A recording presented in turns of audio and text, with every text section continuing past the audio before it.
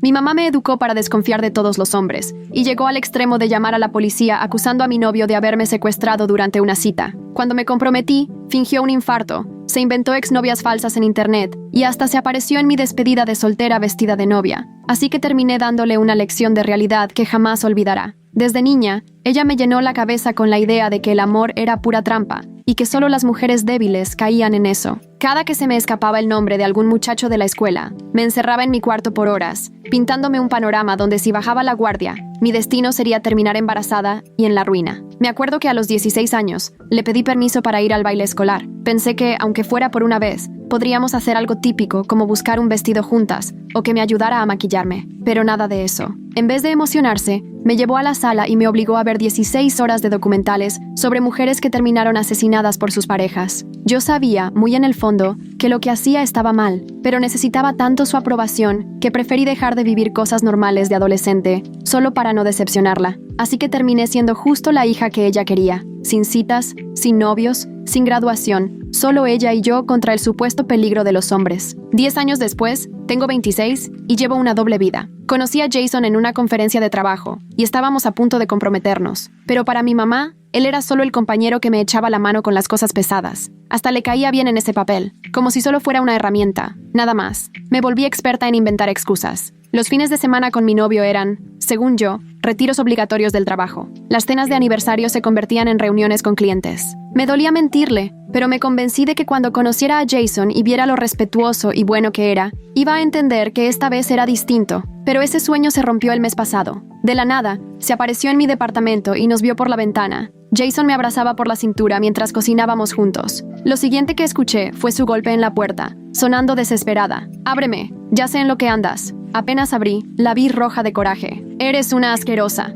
dejando que ese depredador te toque. ¿Cuánto tiempo lleva tocándote?» Jason trató de calmarla. «Señora, creo que hubo un malentendido». Pero ella, fuera de sí, le gritó: «¡Abusador! ¡Aléjate de mi hija!» Y de plano se le fue encima, amenazándolo con las llaves del coche. Me tuve que poner en medio, temblando de pies a cabeza. Sentía la humillación, el enojo y una tristeza enorme por todo lo que estaba pasando. Tomé la mano de Jason y salimos directo a su coche, mientras mi mamá gritaba detrás de nosotros, hablando del síndrome de Estocolmo y de abuso sexual. Nos persiguió hasta el estacionamiento, marcando al 911 y llorando que su hija era víctima de trata. Mientras Jason manejaba, yo solo podía taparme la cara, sintiéndome destruida. Fue viéndome en la ventana que de repente pensé, si yo fuera mamá, trataría a mi hija y a mi pareja como ella lo hace. La respuesta me revolvió el estómago. Ninguna madre que de verdad ama a su hija haría esto. Cuando por fin llegamos a casa de Jason, decidí que ya no iba a seguir siendo su prisionera emocional, algo que llevaba queriendo hacer desde los 16 años. Esa misma noche volvimos a mi departamento, y ahí seguía, ahora sentada en la puerta,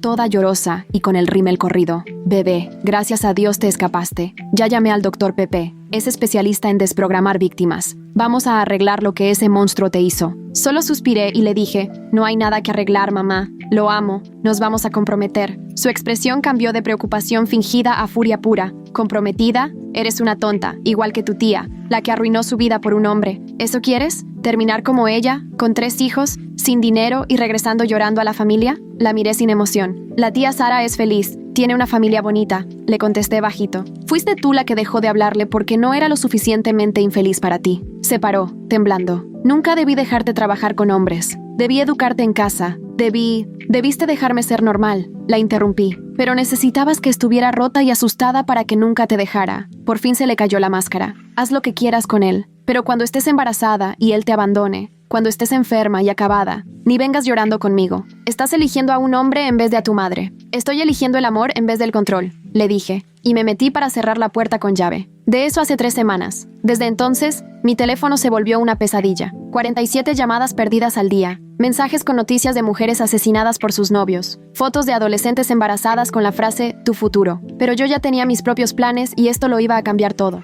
Primero cambié todas mis contraseñas, luego la bloqueé. Pensé que con eso bastaría, que entendería la indirecta y me dejaría en paz. Pero subestimé su desesperación. La primera señal fue cuando recibí un mensaje en Facebook de alguien que decía ser exnovia de Jason. El perfil parecía real. Tenía fotos viejas y amigos en común de su ciudad. Me decía que Jason le había sido infiel, que la dejó embarazada y sola, y que me fuera mientras pudiera. El mensaje era larguísimo y tan detallado que por poco me la creía. Me quedé helada, viendo la pantalla por horas. Luego me llegó otro mensaje, de otra supuesta exnovia. Historia muy parecida, detalles distintos, mismo final. Incluso adjuntaba capturas de supuestas conversaciones. Me sentí fatal, pero había algo raro. ¿Cómo es que estas mujeres me contactaron justo después de que bloqueé a mi mamá? Demasiada coincidencia. Esa misma noche le enseñé todo a Jason. Se quedó pálido. Luego soltó una risa incrédula. Me mostró su celular y me explicó que nunca ha tenido redes sociales, ni Facebook, ni Instagram, ni nada. Siempre ha sido muy reservado. Nos pusimos a investigar y descubrimos que los perfiles se habían creado apenas la semana pasada. Las fotos eran de bancos de imágenes, y los amigos en común eran cuentas falsas. Mi mamá se había tomado el tiempo de inventar toda una novela solo para separarnos. La dedicación rayaba en lo absurdo. Pensé que ya habíamos tocado fondo, pero apenas era el comienzo. La siguiente semana, mientras daba una presentación clave en el trabajo, frente a clientes importantes y mi jefe, la puerta de la sala de juntas se abrió de golpe y mi mamá entró, llorando a mares, anunciando a todos que su hija estaba teniendo una crisis mental. Me dijeron que necesitaba atención psiquiátrica urgente. Les suplicó que la ayudaran a salvarme de mí misma. Hasta llevaba unos papeles agitándolos como si fueran pruebas irrefutables. Al final, seguridad la sacó del edificio, pero el daño ya estaba hecho. Después, mi jefe me llamó aparte y me dijo que tenía que arreglar mi vida personal. Recursos Humanos me levantó un acta por la interrupción y desde ese momento, mis compañeros me empezaron a ver diferente. Algunos me miraban con lástima, otros ya no me tenían confianza. Las pláticas junto al dispensador de agua se cortaban apenas me acercaba. Esa noche volví a casa sintiéndome completamente derrotada. Jason me abrazó mientras yo lloraba. «Vamos a salir adelante juntos», me dijo, pero en sus ojos vi claramente la preocupación. ¿Cuánto más podría aguantar él? ¿Cuánto más podría aguantar yo? Pedimos comida para llevar, pero ni uno ni otro teníamos hambre. Y entonces todo se puso peor. Mi casera, la señora Whitman, empezó a aparecer con pretextos de que solo quería asegurarse de que estaba bien. Tocaba a la puerta a cualquier hora, siempre con su cara de preocupación, preguntando si estaba bien, si me sentía segura.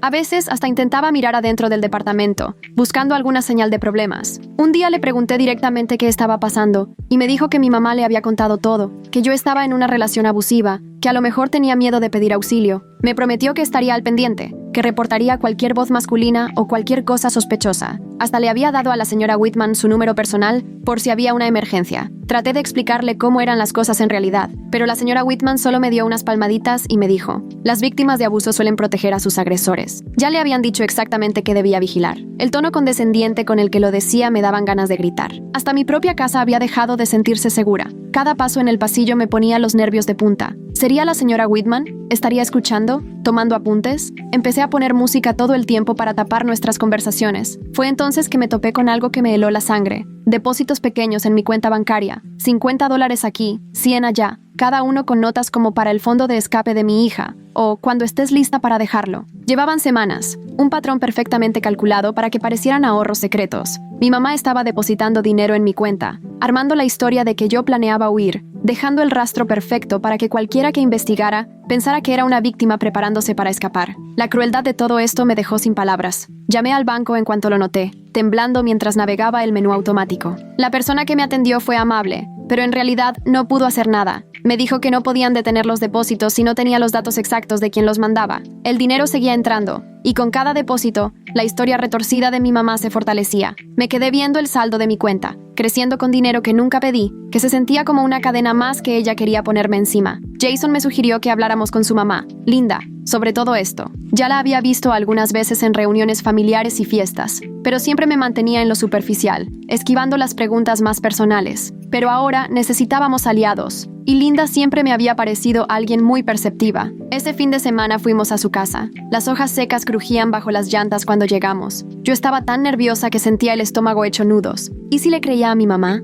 ¿Y si pensaba que yo era demasiado problema para su hijo? ¿Y si justo esto era lo que haría que Jason se diera cuenta de que no valía la pena? Linda abrió la puerta como siempre, con una sonrisa cálida y un delantal lleno de harina que delataba que había estado horneando. El olor a canela y manzana venía desde la cocina. Nos sentamos en la sala, rodeados de fotos familiares y muebles que mostraban toda una vida. Vi la foto de graduación de Jason en la repisa, sonriendo orgulloso. Le conté todo desde el principio, desde mi infancia, donde el cariño significaba vigilancia, hasta el acoso de mi madre que estaba arruinando nuestra tranquilidad. Linda me escuchó sin interrumpir, a veces asintiendo o frunciendo el ceño. Con cada detalle, su cara se veía más preocupada, sobre todo cuando le hablé de las visitas de la casera y de los depósitos en mi cuenta. Cuando terminé, Se quedó en silencio un momento, acomodando un tapete en el sillón. El péndulo del reloj sonaba en la esquina, marcando el silencio. Entonces me dijo que mi mamá ya le había llamado. Sentí que el corazón se me paralizaba. Me contó que mi madre le había hablado súper alterada, diciéndole que Jason era controlador, que me estaba aislando y que yo necesitaba ayuda,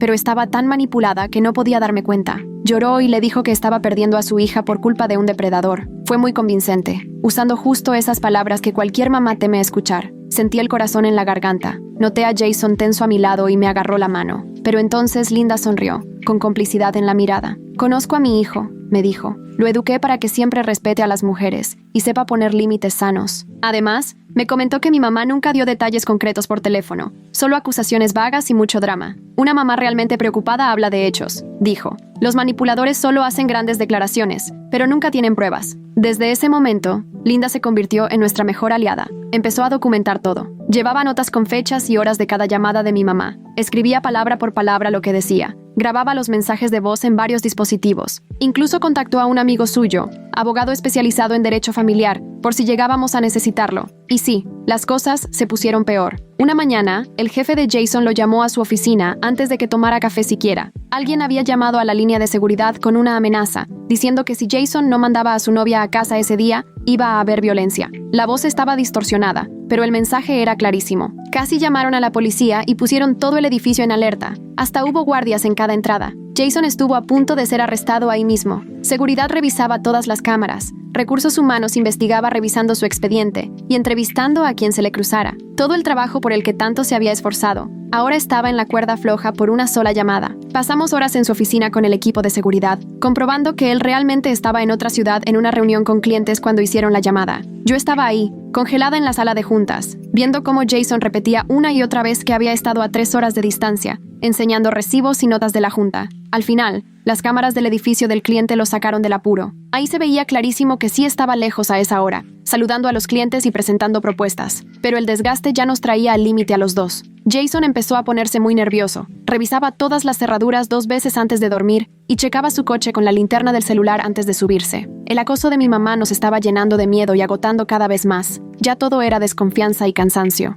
Me enteré que iba a las juntas vecinales de mi edificio porque una vecina preocupada llegó a tocarme la puerta una tarde. Me dijo que mi mamá estaba corriendo la voz de que en mi departamento había violencia doméstica, que según ella escuchaba gritos y llantos y por eso, como madre preocupada, tenía que advertirle a los demás. Les contaba a todos que temía por mi vida. Ya varias personas se habían quejado con la administración y hasta juntaron firmas en una petición. Querían que me corrieran por alterar la paz y poner en peligro al edificio. No me quedó de otra más que presentarme en la siguiente junta para dar la cara. Me paré frente a unos 40 vecinos en el salón comunitario, con la voz entrecortada, explicando que mi mamá mentía, que en mi casa no había violencia, solo una mamá que no sabe dejar ir a su hija y ve mi independencia como una traición. Unos me creyeron y asintieron con cara de comprensión, pero otros seguían viéndome con recelo y cuchicheando en lo bajo. Mi reputación se estaba manchando por todo el edificio, como si fuera un veneno. La gente dejó de mirarme a los ojos en el elevador y las pláticas se cortaban en seco cuando pasaba cerca. Llegó el día de Acción de Gracias, ese día en que se supone que uno festeja a la familia y da gracias. Jason y yo solo queríamos una cena tranquila en su casa, nada más los dos. Necesitábamos sentirnos normales, aunque fuera por un ratito, fingir que éramos una pareja cualquiera. Cocinamos pavo, nos pusimos a ver el partido y nos reíamos de los comerciales chafas. Por unas horas, todo estuvo bien. La casa olía a mantequilla con salvia y se sentía la paz. Tocaron el timbre. Era mi mamá, acompañada de un hombre que no veía desde hacía 15 años. Mi papá, el que se fue sin decir nada cuando yo tenía 11, que nomás agarró su ropa y desapareció. Mi mamá llevaba su brazo entrelazado con el de él como si nada hubiera pasado, como si de repente volvieran a ser pareja y todos los años de abandono no importaran. Mi papá se veía más viejo, más canoso, con un traje que le quedaba grande, y se notaba que a él ni le nació venir. Mi mamá soltó, con todo el drama del mundo, que lo perdonaba por haberse ido, que al menos él protegía a su familia de los depredadores, no como yo. Sus palabras fueron como patadas directas al estómago, cada una pensada para doler, usando el abandono de mi papá como arma y trayéndolo a propósito justo ese día en que se supone debía dar gracias.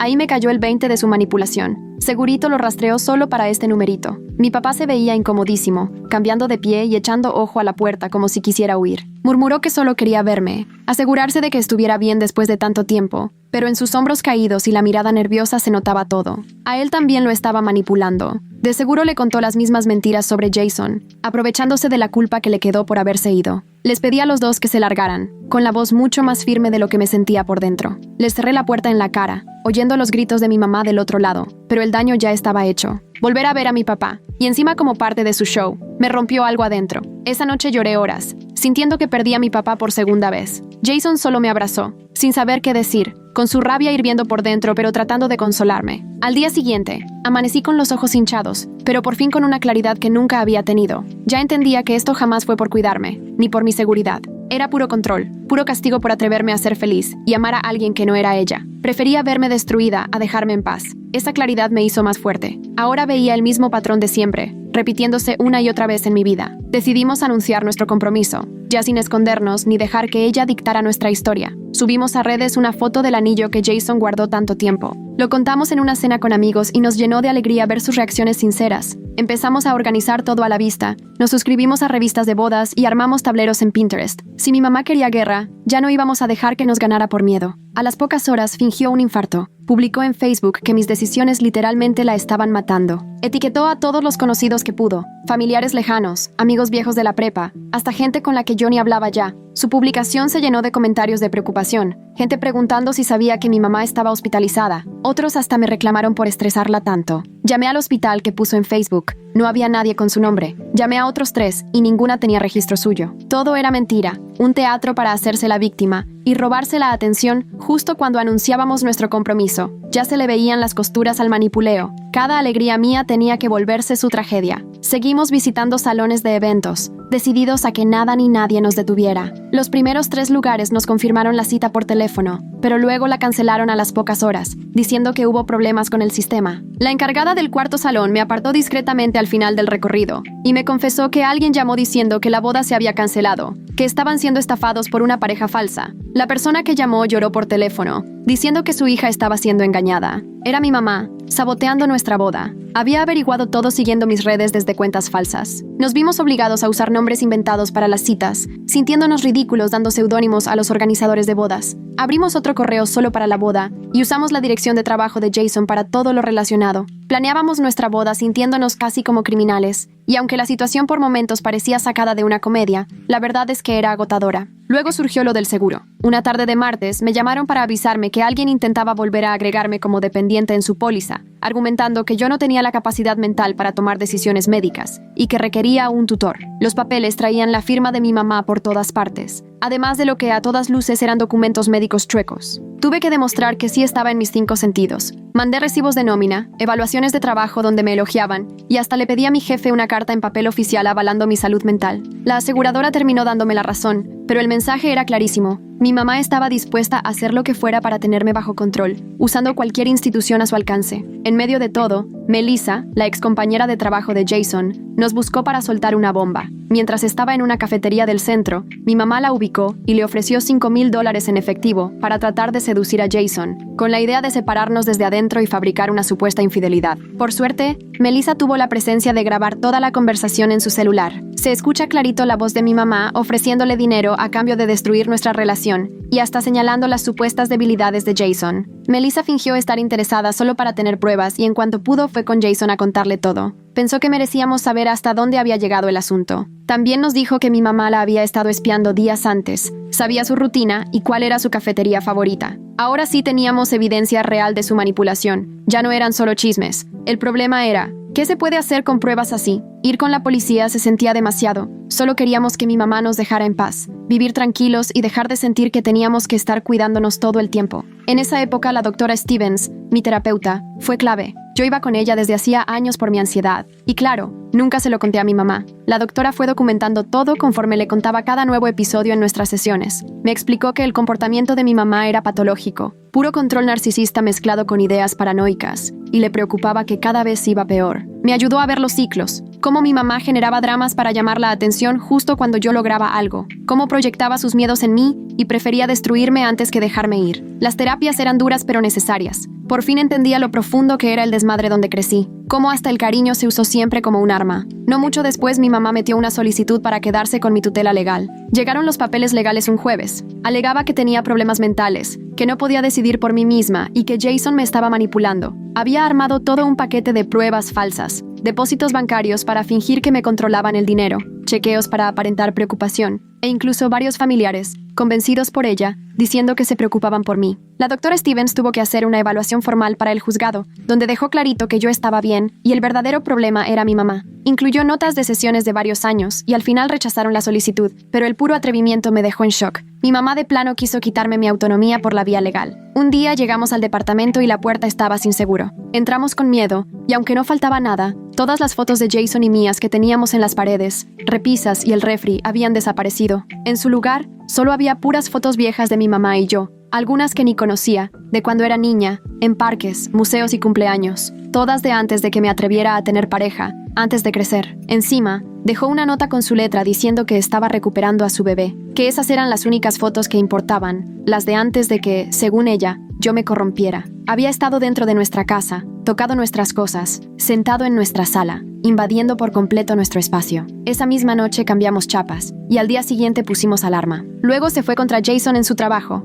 El jefe recibió por correo electrónico capturas falsas de pantalla, mensajes amenazantes supuestamente de Jason, amenazas violentas y gráficas que sí daban miedo de lo reales que parecían. El área de sistemas tuvo que rastrearlas de emergencia y comprobó que todo había salido de la computadora de mi mamá. Su IP estaba ligada a cada mensaje. La evidencia era irrefutable. Todo se iba acumulando, pruebas de acoso desde distintos frentes, pero ella seguía, como si ya no pudiera parar. Cada plan era más absurdo y arriesgado que el anterior, y entre más fallaba, más se descontrolaba. Los incidentes sucedían cada vez más seguido, hasta mi despedida de soltera, que iba a ser algo sencillo con Linda y unas amigas en una tetería tranquila, la terminó arruinando. Nadie sabía el lugar hasta la mañana del evento. Les mandamos la dirección apenas una hora antes, pero mi mamá sobornó a una conocida que trabajaba ahí para enterarse. Llegó vestida de novia de pies a cabeza, con velo y todo, y frente a todos gritó que solo ella merecía usar de blanco, que se había mantenido pura por su hija y que así se protegía de la corrupción de los hombres. Todas se quedaron heladas. Linda tuvo que cerrarle el paso para que no entrara y mientras alguien llamaba a seguridad,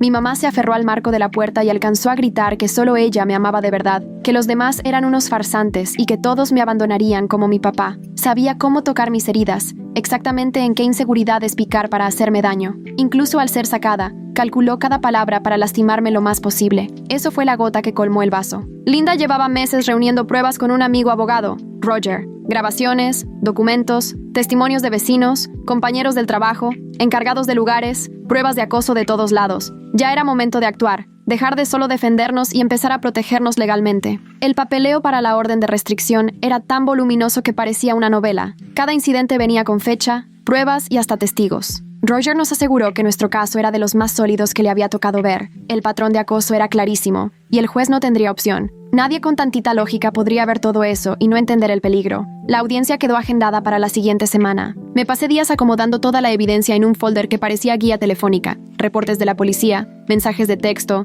declaraciones de Linda y Melissa, y la grabación donde mi mamá intentaba sobornar a alguien para que sedujera a Jason. Me temblaban las manos mientras sujetaba todo con clips. Apenas podía creer que esto estuviera pasando de verdad. El día de la audiencia, los nervios me hicieron vomitar 2 veces. Jason me preparó pan tostado y té de jengibre y se quedó conmigo, frotándome la espalda mientras yo estaba sentada en el piso del baño. Nos fuimos al juzgado en silencio. Linda llegó allá junto con Roger, que era un hombre alto, de mirada amable, que llevaba semanas revisando nuestro caso, y en cuanto nos vio nos dijo que íbamos bien, que teníamos todo lo necesario, que las pruebas eran contundentes. Mi mamá llegó sola, sin abogado, con un vestido negro muy recatado, como si fuera a un funeral, y no dejaba de intentar buscarme la mirada desde su asiento en la sala. Yo preferí clavar la vista en mis manos. Roger presentó el caso de manera impecable, un incidente tras otro, y el juez, con cada nueva prueba, se veía más preocupado. Cuando tocó el turno de mi mamá, empezó a llorar diciendo que había perdido a su bebé y que solo quería evitar que cometiera el peor error de mi vida. El juez la interrumpió. Le preguntó si negaba haber hecho denuncias falsas, si negaba haberse metido a mi departamento, si negaba haber intentado sobornar a alguien para seducir a mi prometido.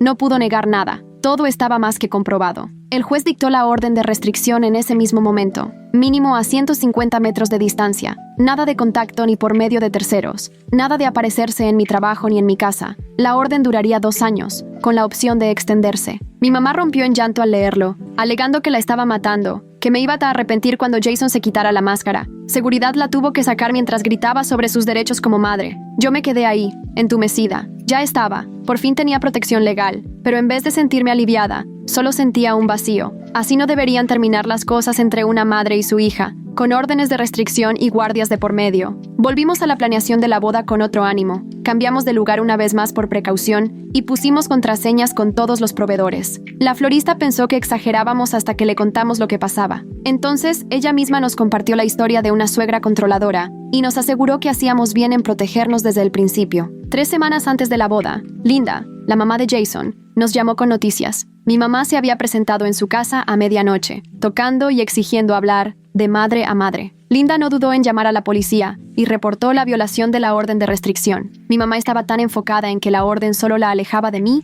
que no pensó que también cubría el acoso a la familia. El reporte decía que llegó con una caja de fotos mías de bebé, según ella, para enseñarle a Linda quién era yo antes de que Jason me corrompiera, como si con fotos de cuando era niña pudiera probar algo. El oficial que atendió el caso anotó que parecía completamente desconectada de la realidad, insistiendo en que tenía derecho a salvar a su hija. La detuvieron toda la noche y la dejaron salir con cita para presentarse en el juzgado. Yo tuve que comprar mi vestido de novia a escondidas. Pagué en efectivo y hasta usé un nombre falso para los arreglos. Seguro la costurera pensó que escondía un amante, pero no podía arriesgarme a que mi mamá descubriera dónde lo compré y llegara a armar un escándalo. Cada momento feliz había que cuidarlo como si fuera un secreto de estado. Mi despedida de soltera fue en casa de Linda. Solo amigas cercanas y familia que entendían la situación. Jugamos a juegos tontos, tomamos vino y por unas horas me sentí como cualquier otra novia festejando con sus amigas, hasta que sonó mi celular. Número desconocido. Casi no contesto, pero algo me hizo hacerlo. Era del hospital psiquiátrico. Mi mamá había sido internada después de presentarse en mi antigua primaria, diciéndole al personal que tenía que advertir sobre depredadores que buscaban a exalumnos. Cuando le pidieron detalles, rompió en llanto y empezó a hablar de cómo había perdido a su hija por culpa de un manipulador. La escuela pidió que le hicieran una revisión de bienestar. Los oficiales la vieron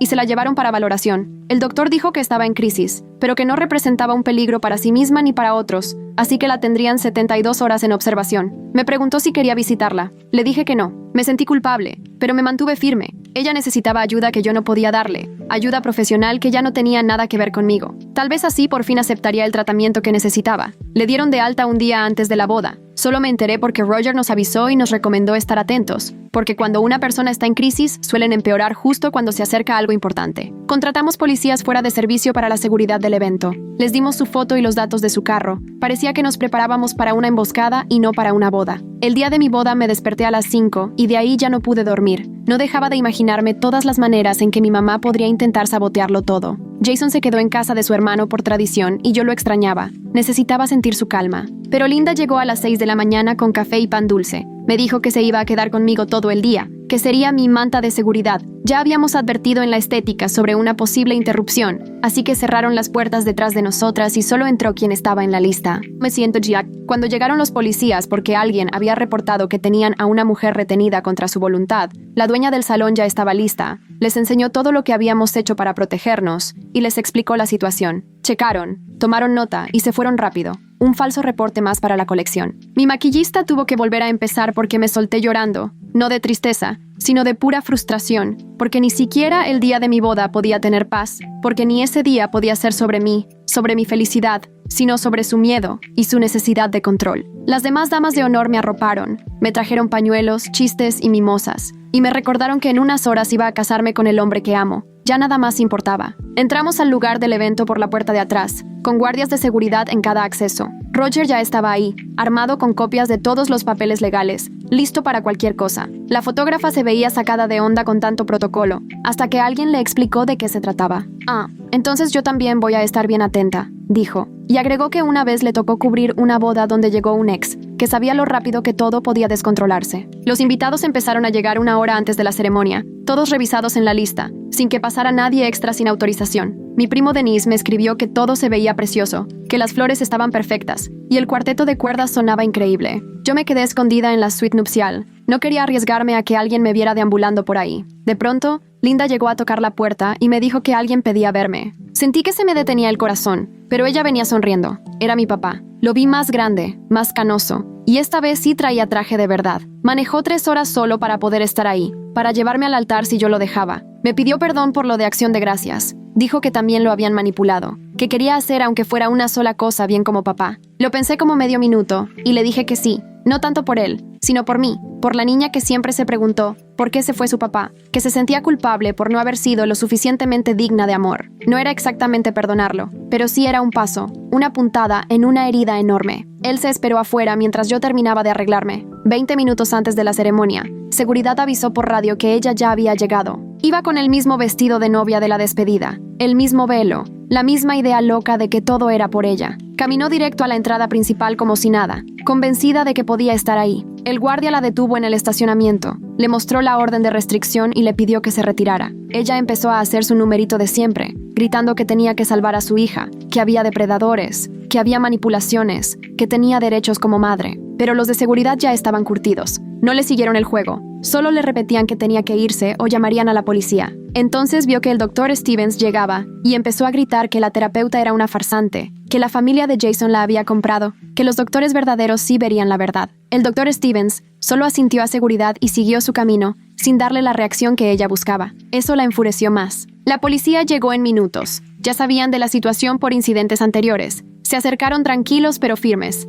Le dijeron que estaba arrestada por violar la orden de restricción, que tenía derecho a guardar silencio, que cualquier cosa que dijera se podía usar en su contra. Era el discurso clásico de una detención y, tristemente, ya era casi rutina. Mientras la esposaban, gritó tan fuerte que todos escucharon. Que me iba a arrepentir, que cuando Jason me lastimara ella no estaría ahí, que yo estaba eligiendo a él en vez de la mujer que me dio la vida, que para ella ya estaba muerta. Sus palabras retumbaron en el estacionamiento. Los invitados fingieron que no pasaba nada, pero todos oyeron. La subieron a la patrulla mientras el cuarteto de cuerdas seguía tocando. El contraste era surrealista, la música hermosa flotando mientras arrestaban a mi mamá afuera. Después la fotógrafa me contó que alcanzó a tomar una foto del arresto por la ventana. Le pedí que la borrara. Hay recuerdos que de verdad no vale la pena guardar. 5 minutos antes de la ceremonia, mi papá tocó la puerta otra vez y me preguntó si después de tanto relajo, todavía quería que me acompañara al altar. Le dije que sí, que justamente por eso lo necesitaba, para mostrar que la familia también puede significar apoyo, que el ADN no siempre es sinónimo de problemas. Lo vi con los ojos llorosos y me ofreció su brazo.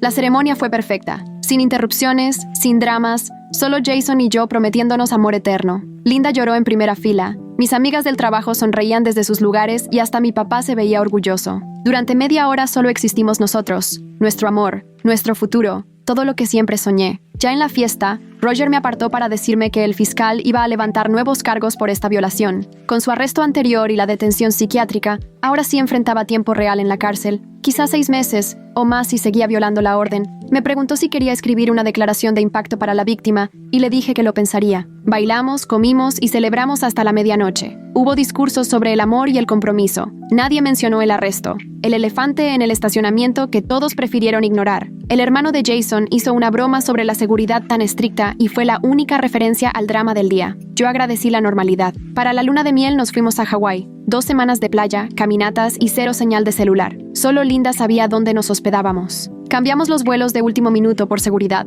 Tal vez fue paranoico, pero necesitábamos paz de verdad. Tiempo para ser recién casados, sin estar viendo por encima del hombro. Al regresar había 17 mensajes de voz del mismo número. La cárcel. Ella había estado llamando a cobro revertido todos los días. El sistema automático preguntaba si aceptaba los cargos, pero borré todos los mensajes sin escuchar. Puse mi teléfono para bloquear llamadas a cobro revertido. Otra barrera, pero esta vez de cemento. Ella eligió su camino. Ahora le tocaba vivir con las consecuencias. Escribir la declaración de impacto fue mucho más difícil de lo que imaginé. ¿Cómo resumir toda una vida de control disfrazado de amor? ¿Cómo explicar el peso de la vigilancia constante? El cansancio de tener que ocultar emociones normales. Hice 17 borradores antes de quedarme con uno sencillo. Solo hechos, solo consecuencias, solo verdad. La sentencia fue un martes. No fui. Mandé la declaración con Roger. Me contó que ella volvió a representarse sola. Le dijo al juez que era una injusticia, que las madres tienen derechos, que la castigaban por querer demasiado. El juez no le creyó. 6 meses en la cárcel del condado,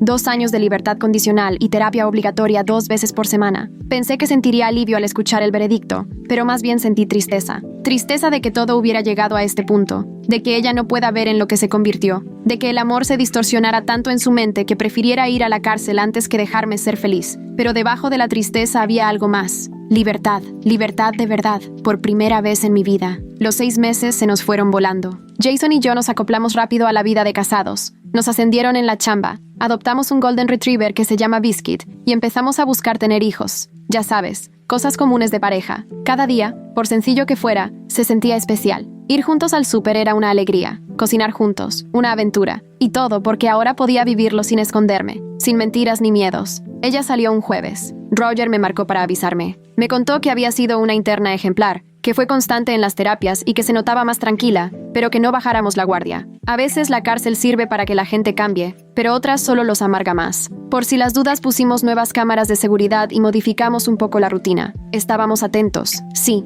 pero tampoco paranoicos. 2 semanas después llegó una carta. Era su letra, pero usó como remitente la dirección de la terapeuta. Me quedé viéndola como 1 hora antes de animarme a abrirla. Jason me ofreció leerla primero, pero yo necesitaba hacerlo. Tenía que enfrentar lo que fuera que dijera ahí. Casi ni me temblaron las manos al abrirla. Era una carta corta, de apenas un párrafo. Decía que la terapia le estaba ayudando a entender las cosas, que había estado equivocada, que el miedo la hizo volverse controladora, que quería pedirme perdón, pero entendía si yo no estaba lista. Firmó simplemente, mamá, sin reproches ni exigencias. La leí 5 veces buscando el truco, alguna manipulación, pero parecía sincera. No le contesté durante un mes. Necesitaba procesarlo y decidir si quería tener contacto o no. Jason me apoyó en lo que yo eligiera. Me dijo que ya habíamos superado lo más difícil y que lo que viniera lo enfrentaríamos juntos. Su confianza me dio valor y me hizo pensar en posibilidades que ya había dado por perdidas. Al final le contesté. Solo una línea, como sugirió Roger, para dejar las reglas claras desde el inicio. Cuando puedas alegrarte por mi felicidad, podemos hablar. La mandé a través de la terapeuta, sin poner mi dirección, sin chance de que llegara de sorpresa. Era una prueba simple. ¿De verdad podría alegrarse por mí? ¿O eso iba a detonar otra crisis? Siguieron 3 años de completo silencio. No intentó contactarme mientras seguía en terapia. Durante ese tiempo tuve un hijo. Le puse el nombre del abuelo de Jason. Subí fotos a las redes sin miedo y viví abiertamente. A veces me acordaba de ella. Me preguntaba si la terapia estaba funcionando, si por fin había encontrado algo de paz. Pero la mayoría del tiempo solo vivía mi vida. Crié a mi hijo con límites sanos. Le enseñé que amar es dar libertad, no controlar. Hasta que un día la terapeuta me buscó para decirme que mi mamá había avanzado mucho y que, si yo quería, ya estaba lista para intentar un contacto. Me sugirió vernos en un lugar público, algo controlado y seguro para todos. Lo pensé varias semanas. Le pregunté a Jason, a Linda, a mi terapeuta. Todos me dijeron lo mismo, que solo lo hiciera si era por mí, no por ella. Al final acepté vernos en un parque, bien abierto y con mucha gente alrededor. Jason me acompañó para apoyarme. Máximo 1 hora, todo con límites claros desde el principio. Si cruzaba una línea, nos íbamos en ese instante, sin segundas oportunidades. La terapeuta iba a estar pendiente por si hacía falta mediar. Tomé todas las precauciones. Ella se veía diferente. Sí, más grande, pero sobre todo más tranquila. Ya no tenía esa energía frenética que siempre traía encima. Se sentó en la banca y no se movió, esperando a que yo hablara primero, cosa que jamás hubiera hecho antes. Se notaba la influencia de la terapia en su calma. Platicamos con cuidado, como si fuéramos desconocidas intentando conocerse. Me preguntó de mi trabajo. Yo le pregunté de sus terapias. Me contó que ahora estaba en un grupo de apoyo para papás con temas de apego y que escuchar otras historias le había ayudado mucho. Se dio cuenta de que sus propios miedos le habían quitado justo lo que intentaba proteger. Su nivel de autocrítica me sorprendió. No era la mamá que yo recordaba. Cuando le presenté a mi hijo, lloró, pero de verdad, no por manipular. Me preguntó si podía saludarlo y le dije que sí, pero me mantuve cerca, lista para irme si era necesario. Le dijo que tenía unos ojos hermosos y comentó que era un niño afortunado de tener padres que lo quieren. No intentó cargarlo ni apropiarse de él, solo lo miró de lejos, con respeto. Ahora nos vemos 1 vez al mes, siempre en lugares públicos, siempre con límites claros. Va aprendiendo poco a poco a ser abuela. Pide permiso antes de darle algo. Respeta si le digo que no. No insiste en vernos más seguido ni en tener más acceso. No es perfecto, y quizá nunca lo sea, pero es algo. Un baile cuidadoso de reconciliación, de avanzar 2 pasos y retroceder 1.